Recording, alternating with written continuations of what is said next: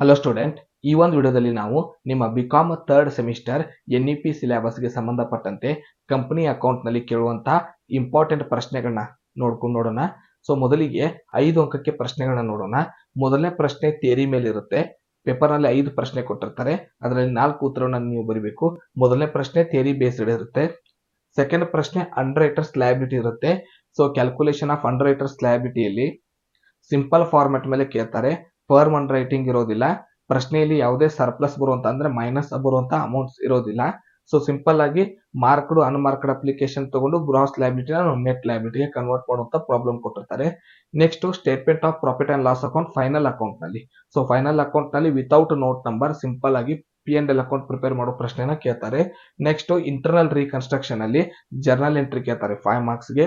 ಇನ್ನು debenture chapter ನಲ್ಲಿ redemption of debenture ಇದ್ರ ಮೇಲೆ ಜರ್ನಲ್ ಎಂಟ್ರಿ ಕೇಳ್ತಾರೆ. ಸೊ 2 ಜರ್ನಲ್ ಎಂಟ್ರಿ ಪ್ರಶ್ನೆ, 2 ಅಕೌಂಟ್ ಪ್ರಿಪೇರ್ ಮಾಡೋ ಪ್ರಶ್ನೆ, 1 ಥಿಯರಿ ಪ್ರಶ್ನೆ ನಿಮಗೆ 5 ಅಂಕಕ್ಕೆ ಪ್ರಶ್ನೆ ಪತ್ರಿಕೆಯಲ್ಲಿ ಇರುತ್ತೆ. ಇನ್ನು 10 ಅಂಕಕ್ಕೆ ನೋಡೋದಾದ್ರೆ ಮೊದಲನೇ ಪ್ರಶ್ನೆ ಥಿಯರಿ ಸೆಕ್ಷನ್ ಇರುತ್ತೆ, ಥಿಯರಿ ಬೇಸ್ಡ್ ಕ್ವಶನ್ ಕೇಳ್ತಾರೆ. ಇನ್ನು ನೆಕ್ಸ್ಟ್ ಇಶ್ಯೂ ಆಫ್ ಶೇರ್ ನ ಜರ್ನಲ್ ಎಂಟ್ರಿ ಕೇಳ್ತಾರೆ, ಅದು ಓವರ್ ಸಬ್ಸ್ಕ್ರಿಪ್ಷನ್ ಮೇಲೆ ಪ್ರಾಬ್ಲಮ್ ಇರುತ್ತೆ. Profit prior and post incorporation problem ಇರುತ್ತೆ. ಡಿಬೆಂಚರ್ದು ಇಶ್ಯೂ ಮತ್ತು ರಿಡಂಪ್ಷನ್ ಮೇಲೆ ಜರ್ನಲ್ ಎಂಟ್ರಿ ಇರುತ್ತೆ. So issue of debenture and redemption of debenture journal entry ಇರುತ್ತೆ. 3 ಇಯರ್ಗೆ ಹಾಫ್ ಇಯರ್ಲಿ ಕೇಳಿರ್ತಾರೆ. ಕೇಸ್ ಸ್ಟಡಿ ಇಂಟರ್ನಲ್ ರೀಕನ್ಸ್ಟ್ರಕ್ಷನ್ ಮೇಲೆ ಇರುತ್ತೆ.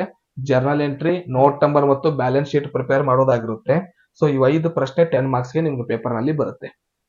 ಇನ್ನು ನೆಕ್ಸ್ಟ್ 2 ಮಾರ್ಕ್ಸ್ ಗೆ ನೋಡೋದಾದ್ರೆ ಮೊದಲನೇದು what is issue of share, what is bonus shares, what is right shares, what is internal reconstruction. ಈ 4ರಲ್ಲಿ ಒಂದು ಪ್ರಶ್ನೆ ನಿಮಗೆ ಪ್ರಶ್ನೆ ಪತ್ರಿಕೆಯಲ್ಲಿ ಬರುತ್ತೆ.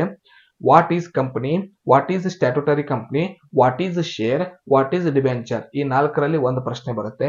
What is X interest and come interest, what is firm under writing, what is proposed dividend, what is divisible profit. ಈ 4ರಲ್ಲಿ ಒಂದು ಪ್ರಶ್ನೆ ಬರುತ್ತೆ.